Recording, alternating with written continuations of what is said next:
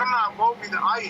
फिर सबके मन में आनंद हो गया, करुणा आ गई कि बस ठीक है, हम महाराज ने जैसे आकाशवाणी हुई ऐसा ही हम करेंगे। यानी उनका तो आम था, अब आम यहाँ निकल। आगे महाराज कहते कि बम्बुया पयादर न शोभानी आकाश तुम्हानो ब्रह्मा विष्णु महेश्वर शक्ति नावई जगत बजानु। महाराज कहते कि पहले फिर पाताल तब ठहरा जब उन्होंने सबका आधार लिया। तब पहले तो खुद के आधार से स्थापना कर रहे थे, इसलिए वो स्थापना नहीं हुई। तो अब सब उन्होंने जागरूक कर लिया, सबको मान लिया, उन्होंने हृदय में धारण किया। अब क्या हुआ कि पहले कौन थमा? पहले पाताल थमा, पहले पाताल ठहरिया, फिर पृथ्वी थे। पृथ्वी जो है, पृथ्वी तत्व आखिर का है, वो सबसे बड़ा तत्व पृथ्वी तत्व ही है, क्योंकि आकाश तत्व पृथ्वी तत्व में भी है, वायु तत्व पृथ्वी तत्व में भी है, सभी का आधार पृथ्वी है। तो इसलिए महाराज कहते कि पहले पाताल ठहरा, यानी वो जो हमारी पृथ्वी के नीचे का भाग वो ठहरा, उसके बाद पृथ्वी ठहरी, उसके बाद आकाश ठहरा। और जब ब्रह्मा विष्णु महादेव शक्ति ने शशवत को सबसे अधिक समझा, तब उनको शशवत का समझ में आया कि जो भी हो रहा है वो शशवत के आधार से। हमारे अंदर क्या हो रहा है, किसके आधार से हो रहा है? शशवत के आधार से। तो शशवत किसका आधार है? शशवत पारब्रह्म का आधार है। पारब्रह्म में हमारे लिए सभी बातें रखती, शरीर रख दिया, बाहर सृष्टि की रचना कर दी, हमारी सृष्टि की रचना कर दी, हमारे लिए परम मोक्ष के लिए जाने का भी रास्ता पारब्रह्म में बना दिया। शशवत क्या है? शशवत तो यही है कि पारब्रह्म में जाने का रास्ता बना दिया हमारे लिए। तो यही वो परम तत्व है, इसलिए हम उनको परम ब्रह्म कहते हैं कि जो माया से परे है। अब माया से परे परम ब्रह्म है, तो फिर तो हम बहुत बार कहते हैं कि ब्रह्म पद तक तो माया है, पार ब्रह्म लग तो माया है काची और सगत लग भाई। फिर हम ऐसा भी कहते हैं, फिर ऐसा कहते हैं तो परब्रह्म का पद माया का है क्या? नहीं, वो खुद का पद माया का नहीं है। वहां तक जाने वाले माया के आधार से जा सकते हैं। यही तो कहा है, पार ब्रह्म लग माया काची और सगत लग भाई। आप माया के तत्व के आधार से वहां तक पहुंच सकते हो, लेकिन वो जो पद है वो पद माया का नहीं, वो तो निरंजन निराकार का पद है। उन्होंने सभी हमें प्रोवाइड कर दी। जिस प्रकार सरकार सभी बातें नागरिक को दे देता है, तो ऐसी प्रकार से पार ब्रह्म में हमें सभी बातें दे दी। तो हमें ये सोच रखना पड़ेगा। तो आगे महाराज कहते हैं, तीनों लोक रचा बिन बिन के 14 भवन बनाया, धर पाताल किया सुन तेरे स्वर्ग एक सुख आया। फिर उसके बाद 3 तत्वों 5 तत्वों की प्राप्ति हो गई, रचना हो गई। फिर उसके बाद स्वर्ग, मध्य, पाताल, ये 3 लोगों की प्राप्ति। क्यों? स्वर्ग किसलिए? जहाँ यमराज बैठते थे। स्वर्ग इसलिए कि वहाँ देवी देवता बैठ सकते हैं। स्वर्ग इसलिए कि वहाँ भक्ति करने वाले भी बैठ सकते हैं, उसके लिए स्वर्ग। मध्य और पाताल ये हमारे शरीर के भाग है, खंड पिंड और ब्रह्मंड। ये शरीर की रचना हुई। बाहर भी खंड पिंड ब्रह्मंड है, उनकी भी रचना हुई। और वो रचना से आधार से पहले 5 तत्व हुआ, 5 तत्व के बाद ये 3 लोगों की खंड पिंड ब्रह्मंड की स्थापना हुई। ये सबसे महत्वपूर्ण है। पहले तत्व महत्वपूर्ण है, उसके बाद ये 3 पद महत्वपूर्ण है, खंड पिंड ब्रह्मंड। आगे महाराज कहते कि फिर 14 भवन। अब जब हम स्वर्ग, मध्य और पाताल की रचना कर रहे हैं, तो भवन के सिवा तो हो ही नहीं सकेगा। स्वर्ग कैसे बनाओगे? तो भवन तो बनाना ही पड़ेगा। फिर उसके बाद 14 भवन की रचना की। बाहर भी 14 पद है और हमारे अंदर भी है 14।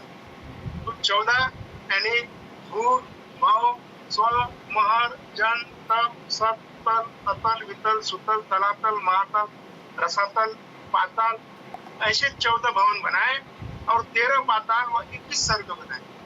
13 पाताल है, 14 भवन है और 21 स्वर्ग है। इसी प्रकार से रचना करते करते महत्वपूर्ण अंग पहले बनाए गए, उसके बाद जो निम्न स्वरूप है जो वो बाद में बनाते गए। आगे महाराज कहते कि तुम्बिया शब्द चिदानंद टेके सत शब्द आधारा देवी सता ब्रह्म जल तुमिरो माली रचिता भारा। अब महाराज कहते कि ये जो सशब्द के आधार से सब ठहरे हैं, अब सशब्द के आधार से इनकी रचना हुई है, तो महाराज कहते कि सच्चिदानंद ब्रह्म ने सशब्द के आधार से आपकी सत्ता दी, वो ब्रह्म जल ठहराया, तब पृथ्वी की रचना। तो पृथ्वी की रचना का मतलब वहां बसे हुए सभी आ गए, सभी तत्व आ गए, सभी सृष्टि आ गई, हम भी आ गए उसमें। तो किस आधार से आए मन बोलते हो कि सच्चिदानंद ने सशब्द के आधार से आपको सत्ता दी, तब ब्रह्म जल ठहरा, तब पृथ्वी की रचना हुई। सच्चिदानंद का जगह भ्रुकुटी में और भ्रुकुटी से ब्रह्म जल निकलता है। तो यही तो महाराज कहते हैं कि सच्चिदानंद से जो ब्रह्म जल निकला, वो ब्रह्म जल से फिर सृष्टि की रचना हो, यानी जीवों की भी रचना वहां होगी। फिर इन्होंने शादी की, इनको बच्चे हो गए, उनको बच्चे हो गए, बच्चे को बच्चे हो गए। तो इस प्रकार से ब्रह्म जल से जीवों की निर्मित। आगे महाराज कहते कि मंडपे शीस विराजे ओरम दस तिरकपाल बनाया ओरम पीठ शेचको आसन पर धरनी लाया। मेंढे के ऊपर कूर्म यानी कच्छप को रखा, 10 तिरकपाल बनाए, कच्छप के पीठ पर शेष का आसन किया और शेष के ऊपर पूर्ति ठहराई। ये तो वहां की बात होगी। इसमें हम कच्छपे जो जिस प्रकार से कच्चा यानी जो अवतार है ना, पहले कच्चा अवतार, उसके बाद पहले मच्चा अवतार, उसके बाद कच्चा अवतार, उसके बाद वरा अवतार, उसके बाद जो है तो ऐसे ऐसे अवतारों की जो उत्पत्ति का साधन है, यानी डेवलपमेंट होते गया। पहले इसमें कोई ज्यादा नहीं था, मत्स्य अवतार में कोई ज्यादा, सृष्टि में कोई ये नहीं था। फिर मत्स्य से कच्चे पे आ गए, 1 से 2 हो गए, फिर वहां से वरा पे आ गए, और भी बढ़ते गए, और भी बढ़ते गए। तो आज हम कहाँ तक है? हम कली के अवतार। कली के अवतार तक आपके लिए सृष्टि की इतनी बड़ी रचना बढ़ गई, सृष्टि में इतने लोग ये बन गए, ज्ञानी बन गए, साइंटिस्ट बन गए, विज्ञानी बन गए, आप देव लोगों को चैलेंज करने लगे। तो इसका मतलब है ये सृष्टि में जो डेवलपमेंट हुई वो उसका आधार है। तो महाराज कहते कि मेंढक के ऊपर कर्म, कर्म के ऊपर कच्छप, उसके बाद दिरकपाल बनाया, उसके पीठ पर शेष का आसन किया और शेष के ऊपर पूर्ति ठहराई। फिर हमारी ये जो शरीर की जो पूर्ति है कहाँ पर है? वो शेष के आधार पर ही है। शेष से हमें पंचनाम के रास्ते उल्टा जाना है। शेष तो हमारा आधार है शरीर का, इसलिए उसे पंकनाड़ कहते हैं, इसलिए उसे मेरुदंड की नाड़ कहते हैं। तो ऐसे महाराज ने बताया है। अस्थान माय सो बैठा अब हंस पुरुष बनावे, तीनों लोक बसे जीव सारा, जीव सायब मन भावे। अब महाराज कहते कि इसी तरह स्थान बनाकर उसमें बैठ गए हैं, अलग अलग स्थान बन गए, अलग अलग स्थान बन गए, उसमें प्रमुख बन गए, कुछ देवी देवता उसमें बन गए। सूर्य देव के हाथ में उजाले का काम दे दिया, चंद्रमा के हाथ में शीतलता दे दी, इंद्र के हाथ में पानी गिराने का काम दे दिया। सभी को अलग अलग अपना व्यवसाय दे दिया और वो स्थान पे वो जाके बैठ गए। हमारे शरीर में ये सभी बातें हैं। कंठस्थान पे जीव बैठा है, इसके बाद लक्ष्मी और विष्णु जी है, उसके बाद ब्रह्मा जी का स्थान है, उसके बाद गणेश जी का स्थान है, उसके बाद शिव जी का स्थान है। ऐसे करते करते हम पलट जाते हैं और वो पलटने के बाद मेरुदंड पे स्वर्ग, सुमेरु, सभी यमराज सभी का स्थान है। वो अपने स्थान लेके बैठ गए ना वहाँ। क्यों? कि उनका आधार था, वो आधार था, इसलिए वो स्थान पे बैठ गए। और हम आज उसी आधार से चल रहे हैं। कंटकवाड़ पे जीव है। अगर किसी को फांसी लेनी है ना, मरना ही है हमें 100%, जीना ही नहीं है, तो फिर वो आदमी फांसी लेने का। क्यों? कि 1 सेकंड में खत्म। इसलिए तो जीव कंठ पे बैठा है, क्योंकि आपके हाथ में है जीना है कि नहीं जीना है। तो ये सभी स्थान पे आके बैठे, हृदय पे आके बैठ गए, जहाँ पूरा विश्वास की बात है। तो ऐसे करते करते महाराज कहते कि इस तरह स्थान बनाकर उसमें बैठ गए। वहां अब हंस के पुरुष बनाने और समझा कि 3 लोगों में सभी तरह के जीव वस जाएंगे, तब परमात्मा को अच्छा लगेगा। तो अब हर जगह वो पुरुष को, वो जीव को रुकाने की बातें, कैसे जीव यहाँ पर रुके। ब्रह्मा विष्णु महेश सरस्वती निज दिन पुरुष बनावे, जग में एक रहे नहीं कोई, बीचा हर हर गावे। अब हमारा कौन सा अंग चल रहा है? रचना कर। हमें ख्याल करना ही पड़ेगा हर बार। हमारे ज्ञान में यही बात रहनी चाहिए कि ज्ञान किसका हो रहा है? ज्ञान रचना ग्रंथ। और रचना ग्रंथ में ये ज्ञान आ रहा है, तब हम समझेंगे कि रचना ग्रंथ में ऐसा ज्ञान।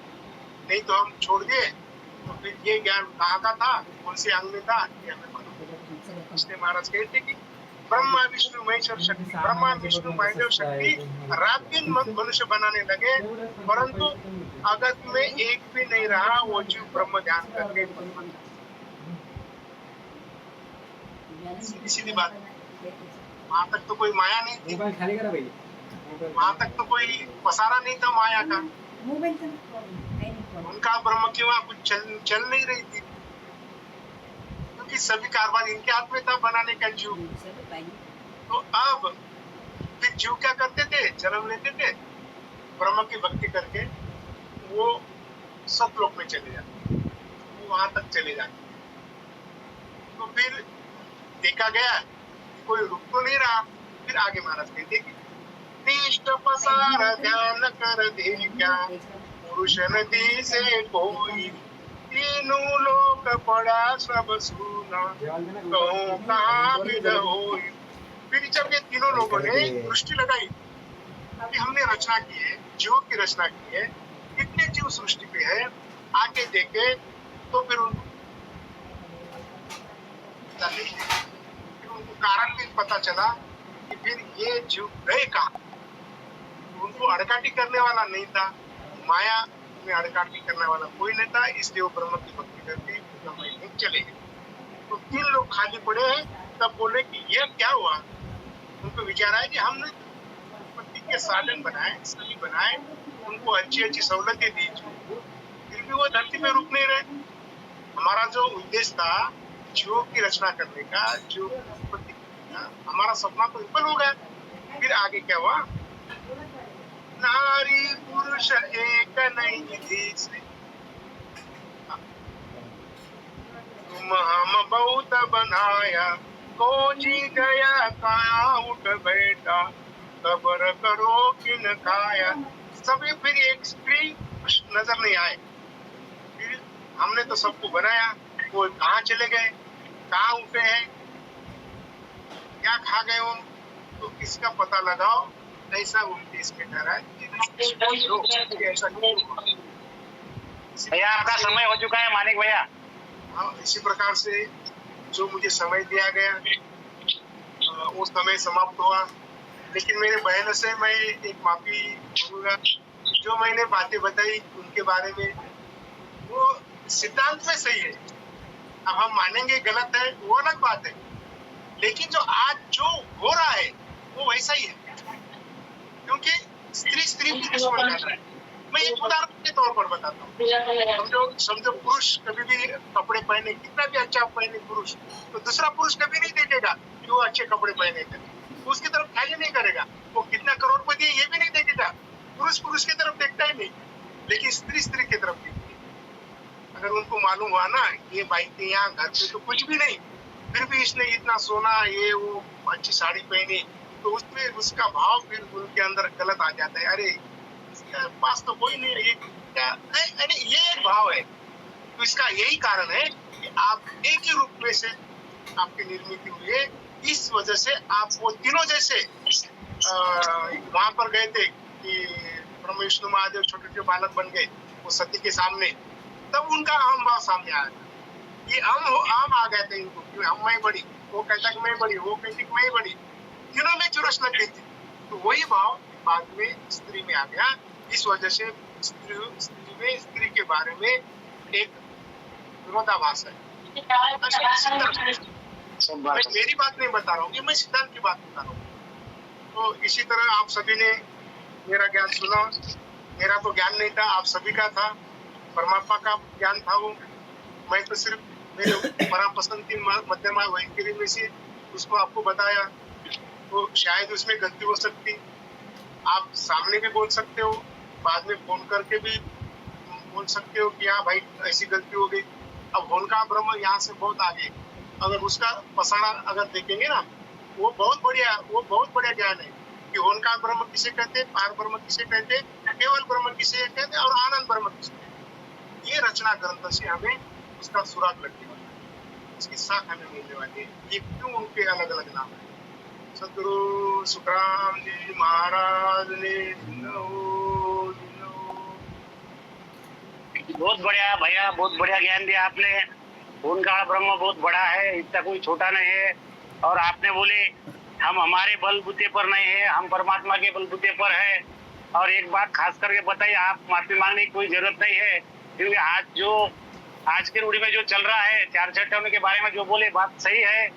अब बहना के बारे में तो बात ठीक है, लेकिन अब वो समझ जाएंगे ना, उनकी भी कोई गलती नहीं है वो, तो इसमें माफी मांगने की कोई जरूरत नहीं है। भैया बहुत ज्ञान अच्छा दिया आपने, और टाइम पर हमारे निमंत्रण को आपके स्वीकार है। बहुत बहुत धन्यवाद भैया।